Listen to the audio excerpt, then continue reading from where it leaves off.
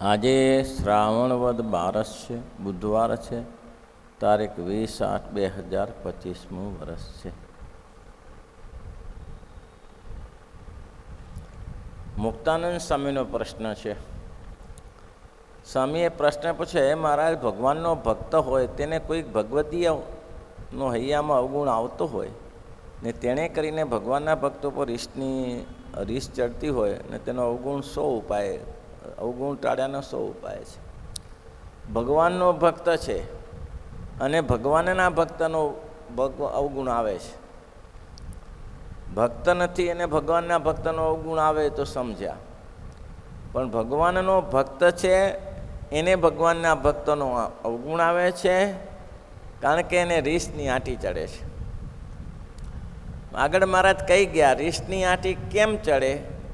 ખાવામાં 3 વસ્તુ છે, સ્ત્રી, ધન અને રાજ્ય. આ 3ની પ્રાપ્તિને માટે આવું થાય છે, રીસની આંટી ચડવાનું.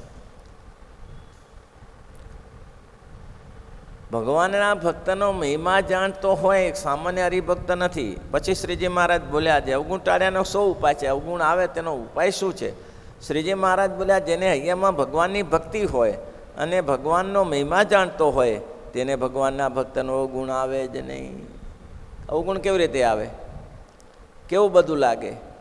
આ સત્સંગ કેવો દિવ્ય લાગે, તો સત્સંગમાં અવગુણ ક્યાંથી આવે? સોનું જ હોય ચારે બાજુ, એમાં તમે કહો કે આમાં છે ને લોખંડનું મેખ મારી છે, પહેલાં આ દુનિયા આખી જાણે છે કે લોખંડ નથી, સોનું જ છે. તો ભગવાનના ભક્તનો મહિમા સમજતો હોય તો એને અવગુણ આવે જ નહીં. એને હૈયામાં ભગવાનની ભક્તિ હોય પાછી, અને ભક્તિ હોય તો જ ભગવાનના ભક્તનો મહિમા સમજાય. જેને ભક્તિ જ નથી તેને શું મહિમા સમજાય? તેને અવગુણ આવે જ નહીં. અને રીસની આંટી પણ બંધાય નહીં. રીસની આંટી પણ બંધાય નહીં. જેમ ઉદ્ધવજી જો ભગવાનનો મહિમા સમજતા હતા તો એમ વર માગ્યો છે. ઉદ્ધવજી ક્યારે વર માગ્યો? આ ઘણી વાર, ઉદ્ધવજી હવે ઉચરો કરો વાલાની વાત, જ્યારે કરો તે જીવાડજો, અમે છીએ અબળાની જાત. ઉદ્ધવજી હવે ઉચરો, વાલું વાલું છીએ અમે વનિતા, તે તો કૃષ્ણને કાજ. અમારું મન કૃષ્ણ સિવાય ક્યાંય છે જ નહીં. તમે જે વાત કરો, આવ્યા હતા ઉપદેશ દેવા, આવ્યા હતા શું કરવા? ઉપદેશ દેવા આવ્યા હતા.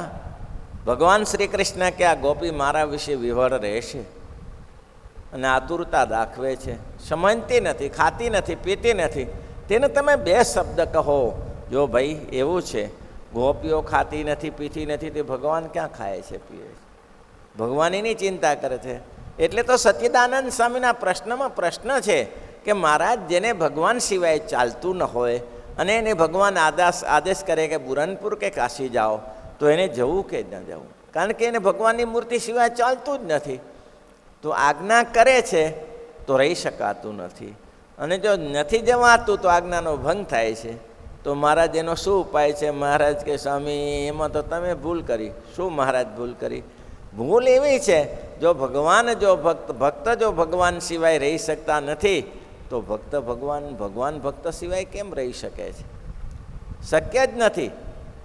ગોપીઓ આ બાજુ ભોજન કરતી નથી, જમતી નથી, આખો દી એનું ચિંતન કરે, અમારો કૃષ્ણ ચાલ્યો ગયો. તો ભગવાને શું કહ્યું? પોતાની પાંબરીમાં મોઢું, પિતાંબરીમાં મોઢું રાખી અને રડ્યા કરતા હતા ત્યાં ભક્તને માટે, મારી ગોપીઓ, મારી ગોપીઓ, મારી ગોપીઓ. હવે એક દિવસે ઉદ્ધવજી આવ્યા અને ઉદ્ધવજીએ જોયું કે ચિંતાતુર છે પ્રભુ. દરરોજ જોઉં છું આ ચિંતા આની દૂર થતી નથી, કારણ શું છે? અને ઉદ્ધવજી આવ્યા ત્યારે એનું ભોજન આવ્યું ભગવાન શ્રી કૃષ્ણનું. એટલે ભગવાને ઠેલી દીધું. વિરહી માણસોને ભોજનમાં રુચિ નથી, પ્રેમીમાં રુચિ છે. ભોજનની થાળી ઠેલી દીધી. એટલે એમ કહ્યું કે પ્રભુ આવી રીતે થાળી ઠેલી દો તો જશોદાજીને કેટલું ખરાબ, શું દેવકીજીને કેટલું ખરાબ લાગે, કેટલું અપ્રિય લાગે, તમે આમ છારી ઠેલી દીધી. પણ તો શું કરું, મને આ ભાવતું જ નથી ભોજન, તો હું કરું શું? ભગવાન કે ઉદ્ધવજી કે કાંઈક રસ્તો કાઢો. તો કે રસ્તો આમાં શું નીકળે, ભોજન જ નથી ભાવતું અહીંયાનું, મથુરાનું ભોજન જ ભાવતું નથી, તો રસ્તો શું કાઢવું અંદર? કંઈક કારણ તો હશે ને. કારણ એ છે કે મા દેવકીજી આમાં દહીં મૂકે છે, દહીં મૂકે છે, અને આ જ્યારે હું દહીંને જોઉં છું ત્યારે મારે ગોપીઓ સામે આવે અને હું ખાઈ શકતો નથી, કે મારે ગોપીઓ મને દહીં કરાવતી હતી, હા હું નહીં ખાઈ શકતો. મારે ભોજન કરાવવું હોય તો એને કહેજો, એને કહેજો કે હવે પછી દહીં ન મૂકે. દહીં તો ગોકુળનું, દહીં ને માખણ તો ગોકુળનું, અહીંયાનું ના ચાલે. આ તો વ્યવસાય નગરી છે, પેલી પ્રેમની નગરી હતી ભાઈ. આ પ્રેમની નગરી નથી, આ તો ધંધાની નગરી છે. લખ્યું છે ને, ભાલની અણીએ ચડાચૂટ લેશું. ભાલને અણીએ ચડાચૂટ લેવાનું છે. એ દીકરીને પરણતી વેળાએ વિદાયગીરીમાં આ પદ ગવાયેલું છે કે અત્યાર સુધી તારા મા બાપને ત્યાં તે પ્રેમ કર્યો, આનંદ કર્યો, રહી, પણ હવે ભાલની અણીએ ચડાચૂટ લેશું. હવે તો ભાલની અણીએ તારે ઊભું રહેવાનું છે, હવે બીજો કોઈ રસ્તો નથી તારે ભાઈ આમાં. એટલે ભાલની અણીએ ભગવાન કે અહીંયા તો રહેવાનું છે, અહીં બીજો રસ્તો નથી. તો ભગવાન કે છે અહીં પ્રેમ નથી, અહીં તો વ્યવસાય ધંધો છે. અને ગોકુળમાં તો પ્રેમ હતો. એ ગોપીઓના માખણમાં ગોરસ મથતા ગોપિકાને જુએ વાલાની વાટ રે, હમણાં આવે મુને બોલાવે એમ તલખે રાત્રે. અને કેવો અનન્ય નિંદ્ય કે જન મારે નિંદા કરે, દુરી જન રહે મરે દાજતા, કૃષ્ણ ધણી મારો કૃષ્ણ ધણી એમ કહેશો મુખે ઘણું ગાત. કોની તાકાત છે કે આપણી પાછા વાળી શકે? આ પ્રેમીનું વિરહનું લક્ષણ છે.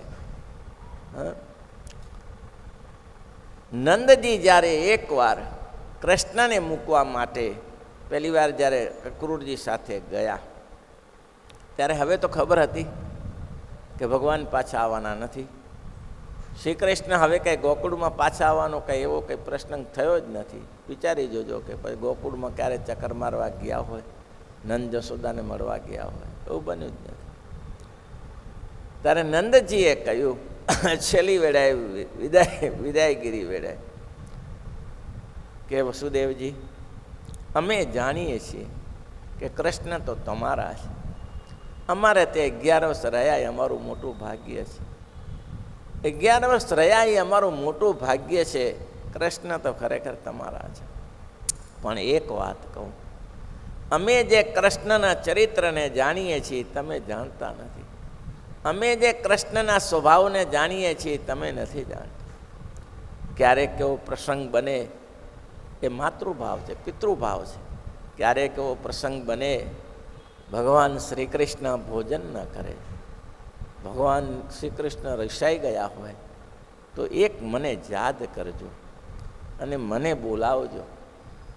તો આ સેવકને યાદ કરશો તો મને એની રીત ભાતની ખબર છે. કૃષ્ણને કેમ સમજાવવા એ હું જાણું છું. કારણ કે તમારા 11 વર્ષ તમારે ત્યાં નથી રહ્યા, મારે ત્યાં રહ્યા છે. એના નાના મોટા સ્વભાવને જાણું છું.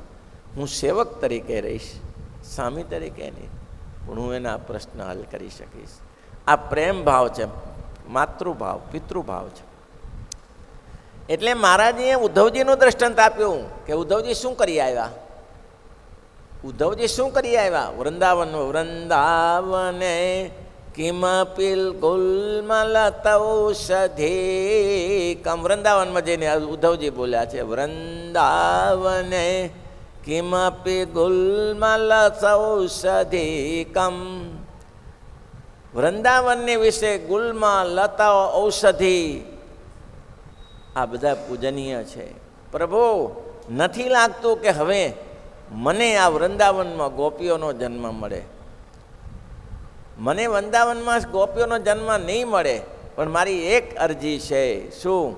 ગોપીઓનો જન્મ ન મળે, પણ જે ગોપીઓએ જેની ચરણ જ ઉડી અને મારો ઉપર પડે એવા જે ખગ મૃગ વક્ષ વેલી તે ભાગ તે માય કંઈક મને જીવન મળી જાય. આ આપણા માટે છે કે આવી ભૂમિકા, આવો સત્સંગ ક્યાંથી મળે, એનો અવગુણ ક્યાંથી આવે?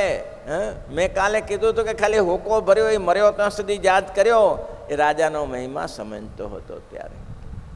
તો આ ભગવાન અને ભગવાનનો મહિમા સમજાય તો પાછો પડે કોઈ દિવસ.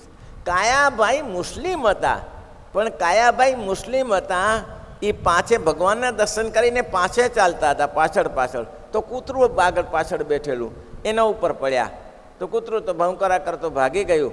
કાયાભાઈ એને દંડવત કર્યા. અરે મહારાજ કે કાયાભાઈ ત્યાં તો કોઈ છે નહીં, કોને દંડવત કરો છો? મહારાજ આ કૂતરાને. કેમ કૂતરાને દંડવત? મહારાજ કૂતરા તો ઘણાય છે, કૂતરા તો ઘણાય છે, પણ આને આપણા ફળીમાં આપણા દર્શનનો લાભ મળ્યો છે. આ કૂતરો એનો નથી, આ તમારા ચરણ રજમાં બેસવાનો લાભ મળ્યો છે. આ ચરણ રજમાં બેસવાનો લાભ મળ્યો છે. એ ક્યાં મળે? મહિમા હોય તો ગઢપુર ગયા પછી સ્નાન કર્યા વગર ન હોય, અને મહિમા ન હોય તો ઔપચારિકતા થાય. ગઢપુરમાં ગયા અને સ્નાન કર્યા વગર આવ્યા તે શું કાઢી આવ્યા? શું કાઢી શું આવ્યા? મહિમા હોય તો લક્ષ્મીવાડીએ જીયા સિવાય ન અવાય, મહિમા હોય તો લીમડાના દર્શન દંડવત કર્યા સિવાય ન અવાય. કેમ? 29 વર્ષ સુધી આ લીંબ વૃક્ષ નીચે બેઠા છે. એ જ ભૂમિકા છે, મહિમા છે. અને જો મહિમા હોય તો એ ચારે બાજુ ઉત્તર દક્ષિણના ઓરડા તેના દર્શન કર્યા વગર ન અવાય. મહિમા છે. ગઢપુર ગયા, વીરા શેલડિયા, ઉનાળાની સિઝન, અને વીરા શેલડિયા ગામડાનો માણસ. વિચાર કરી જુઓ જરા, ગામડાનો. હું ક્યારેય એવું બન્યું નથી કે લક્ષ્મીવાડીના દર્શન કર્યા સિવાય કે ઘેલા નદીમાં સ્નાન કર. ગમે તેવું પાણી હોય ને, પાણી ગમે તેવું હોય, એને સ્નાનમાંથી મહારાજ 29 વર્ષ સુધી એક ગંગામાં તો ઇન્ડકટામાં ભગવાને ફોડીને ગંગા ઉતારી છે, તો એ લોકો હજારો વાર લાખો દર્શન કરવા જાય છે, ત્યાં રહીને રહે છે. અને આ ગંગા વીરા શેલડિયા ભર ઉનાળામાં ગંગામાં સ્નાન કરીને આવ્યા, ઉન્મત ગંગામાં. ત્યારે કોઈએ પૂછ્યું, વીરા શેલડિયા ક્યાં ગયા હતા? તો કે સ્નાન કરવા. ગંગામાં સ્નાન કરવા? ઉન્મત ગંગામાં? તો કે હા. પાણી તો છે નહીં, પાણી તો છે નહીં, તો શું સ્નાન કર્યું? તો વીરા શેલડિયા કેટલા સરસ શબ્દ બોલ્યા. અલ્યા મૂર્ખા, પાણી નથી પણ કલ્યાણ તો છે ને. પાણી નથી પણ કલ્યાણ કેમ મારા બાપાએ વેચી નાખ્યું છે? આજ રેતી છે, આજ પથરા છે, અહીંયા મારા પ્રભુ 3 વાર સ્નાન કરતા હતા. એ રેતીમાં આરોટ્યો અને તો માથા ભર નાહીને આવ્યો છું. કલ્યાણ કોણ વેચી આવ્યું છે? મારા શબ્દને યાદ રાખજો. વડતાલ ગયા, ભક્તિબાગમાં ના ગયા, ગોમતીનું પાણી ના ચડાવ્યું, સ્નાન ના. શું કર્યું ત્યારે તમે? શું મોટું થઈ ગયું ત્યારે? શું મોટું કરીને આવ્યા? આ જરૂરી ચીજ છે ભાઈ. તો આ મહિમા ક્યાં છે?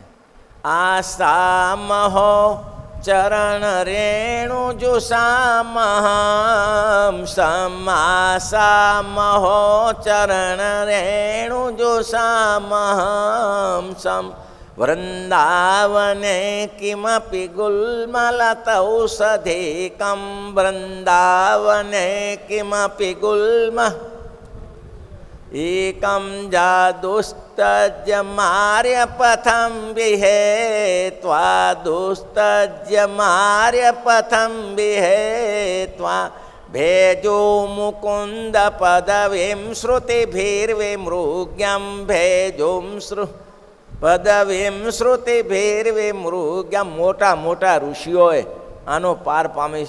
અને આ શ્લોકો કેમ લખાયા? ભક્તિ માતાને દ્રષ્ટવા પ્રષ્ટવા નતાવા કૃત પરિચરણા ભોજિતા પૂજિતા વા સદ્ય પુંસામ ઘૌઘમ બહુજમ નિજનિતમ ગ્રંથિ જે વૈસમૂલમ પ્રોક્તા કૃષ્ણેન જેવા નિજ હૃદય સમાન જત્પદે તીર્થ જાતમ માતા તેસામ પ્રસંગાત કિર્મિહનનુ સતામ દુર્લભમ સ્યાત્મ મોક્ષ. આ શું કહ્યું છે? આ મહિમાના શ્લોકો વાંચો, વિચારો, મનન કરો, ખાલી મેળ ના બેસે. અને જ્યારે પૂરેપૂરો મહિમા જણાશે ને મહિમા, ત્યારે 1 મિનિટ માત્ર તમે ભગવાનના નામ વગર નહીં રહો. તમને એમ થશે મારો ખોટો ટાઈમ. વ્યર્થ કાલો ન નેતવ્યો ભક્તિ ભગવતો વિના. ભગવાનની સભામ ભિક્ષામ વિના નૈવ ગંતવ્યમ ગૃહગૃહમ. વ્યર્થ કાલો ન નેતવ્યો ભક્તિ ભગવતો વિના. ભગવાનની ભક્તિ વિના કોઈ સમય બરબાદ ન કરાય. વૃંદાવને કિમપી ગુલમલતૌષધિકમ. ઉદ્ધવજી જો ભગવાનનો મહિમાને સમજતા હતા તો એમ વર માગ્યો છે, આ ગોપીઓના ચરણરજના અધિકારી એવા જે વૃક્ષ, એ વૃંદાવનને વિશે લતા તૃણ ને ગુચ્છ, તેને વિશે હું પણ કોઈક થાઉં, આવું મને વરદાન આપો મહારાજ. કેમ? આ ગોપીઓ નથી, વેદની શ્રુતિઓ છે. આ ગોપીઓ નથી, વેદની શ્રુતિઓ છે. મોટા મોટા સંત થઈ ગયા, એ સંતો નથી. એ ભગવાનના વાંચો, ગોપાળાનંદ સ્વામીની વાતો વાંચવા જેવું છે, મનન કરવા જેવું છે. એ અવતારો હતા, એક એક અવતારો હતા. જે મોટા ગોપાળાનંદ સ્વામી, મુક્તાનંદ સ્વામી, નિત્યાનંદ સ્વામી, સુકાનંદ સ્વામી, અદ્ભુતાનંદ સ્વામી, ગુણાતીતાનંદ સ્વામી, જેને બલિદાન આપી દીધું સત્સંગને માટે, કારખાના કરે એવા નહોતા? કારખાના કરે એવી તાકાત નથી એનામાં? ધારે તો બ્રહ્માંડ આખું હલાવવાની તૈયારી હોય, કારખાના કરી શકતા નહોતા? ખુદ શ્રીજી મહારાજે કારખાના કર્યા, રાજ્ય છોડ્યા કે નહીં? ધરમપુરનું રાજ્ય છોડ્યું, બુટોલનું રાજ્ય છોડ્યું. આ દાદા ખાચરના ત્યાં રાજ્ય હું નહીં કરું, રાજ્ય તમારું તમે કરો, અમે તો ખાલી સેવા કરીશું. અને છતાંય કામ કરતા હતા, છતાંય રાજ્યનું બધું કામ કરતા હતા. દાદા ખાચરને કંઈક કામ પડે તો મારા જવાબદારી લેતા હતા, પણ રાજા મારે નથી બન્યું. કેમ? આ મહિમા છે. અને દાદા ખાચરને કેવો મહિમા, મહિમા કેવો? પેલી ડોશી 200 રૂપિયા લઈ ગઈ, ડોશી 200 રૂપિયા લઈ ગઈ અને લઈને પૈસા ભાગી ગઈ, આગળ નીકળી ગઈ. પેલી બહેનોએ અંદર જોયું કે આ માજી દેખાતા નથી, તો કે માજી ક્યાં ગયા? તો પટારો ખોલ્યો તો રૂપિયા 200 હતા, એ દેખાણા નહીં. આ તો ડોશી લઈને હાલી ગઈ. મહારાજને વાત કરી, વાત દાદાને ન કરી, મહારાજ વાત ને મહારાજને વાત. મહારાજ પેલી ડોશી સેવા કરતી હતી ને, કતરા પોતો તો કે હા 200 રૂપિયા લઈને નીકળી. મહારાજ દાદાને કે તાર તરવાર લે, પકડી લાવ ડોશીને ઉડાડી દે ગળું. ગલા નદીના પહેલી બાજુ ગઈ તો આંધળી થઈ ગઈ, આગળ જઈ જ ન શકી. બેસી હોય, બાપરે કંઈ દેખાતું નથી. ક્યાં બેઠી હતી ત્યાંથી પૈસાને પોટલું લઈને પકડી લાયા તો પછી ગઢપુરના સીમમાં આવી તો અંધરો આંખ ખોલી દી પાછી. લ્યો, ભગવાને આંધળી કરી દીધી. મહારાજ કે ઊભો હશે, હું છું, આવા ચોરને ન રખાય, આવા ચોરને રખાય, ઉડાડી દે ભોડું એને. તો ત્યારે તો ક્યાં સરકારની પાછળ પડતી ફોજ હતી, પોતે રાજા. દાદા ખાચર તરવા લઈને ગયા, પાછા તરવા લઈને. ડોશી સ્વામિનારાયણ. અને આ તો હવે મૃત્યુ નજીક આવ્યું, છોડે સ્વામિનારાયણ. દાદા ખાચર પગે લાગીને પાછા આવ્યા.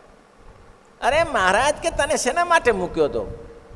અરે મહારાજ આપનું નામ લે, સ્વામિનારાયણ બોલે ને પગે લગાય ને એને કે ઉડાડી દેવાથી. અરે મહારાજ મારાથી નહીં મરાય. મહારાજ દાદાને ભેટી પડ્યા કે એટલે તો અહીંયા હું રોકાયો છું, એટલે તો અહીંયા રોકાયો છું, જેનું મારું નામ એકવાર નામ તો લો. અજામેલનું એકવાર નામ જો નારાયણને નામે લીધું તો કામ થઈ ગયું. એ કનખલના ઘાટમાં 12 વર્ષ તપ કરીને ભગવાનના ધામમાં ગયો, એક નારાયણનું નામ લીધું તો તમે નામ લીધા કરો ને, કામ થશે. આ સ્વભાવ તો શરીરમાં ઘણા બધા છે, એને ટાળવા માટે આ જરૂરી છે ભાઈ. શ્રીપતિમ શ્રીધરમ